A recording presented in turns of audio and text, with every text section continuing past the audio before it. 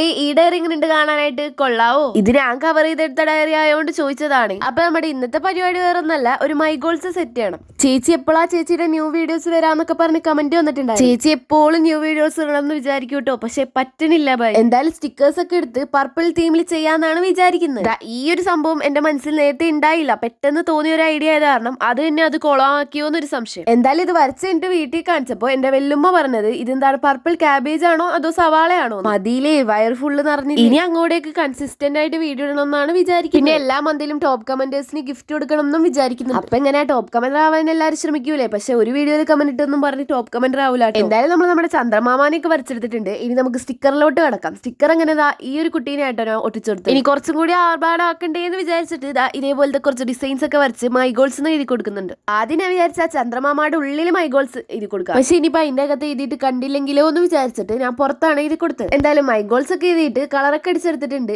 ഇനി നമുക്ക് ഇതിന്റെ ഗോൾസ് അങ്ങോട്ട് എഴുതി കൊടുക്കാം. അതിന് മുമ്പ് ഒരു ചെറിയ കലാപരിപാടിയും കൂടി ഉണ്ട്, വേറെ ഒന്നല്ലാതെ ഇതേപോലത്തെ കുറച്ച് ഡിസൈൻസ്. ഇനി നിങ്ങൾ നിങ്ങളുടെ ഗോൾസ് അങ്ങോട്ട് എഴുതി കൊടുക്കുക. ഞാൻ എന്തൊക്കെയോ ഗോൾസ് ഒക്കെ എടുത്ത് എഴുതുന്നു. എന്റെ ഗോൾസ് എടുത്ത് വായിക്കണം എന്ന് ഞാൻ പറയൂല, വേണമെങ്കിൽ നിങ്ങൾ വായിച്ചു നോക്കിക്കോളൂ. എന്റെ ഈ നൂഡിൽസ് പോലത്തെ അക്ഷരം വെച്ച് നിങ്ങൾക്ക് വായിക്കാൻ പറ്റുമെന്ന് എനിക്ക് തോന്നണില്ല. എന്തായാലും വീഡിയോ ഇത്രേ ഉള്ളൂ. ഇഷ്ടമായ ലൈക്ക് ചെയ്യാനും സബ്സ്ക്രൈബ് ചെയ്യാൻ മറക്കണ്ട.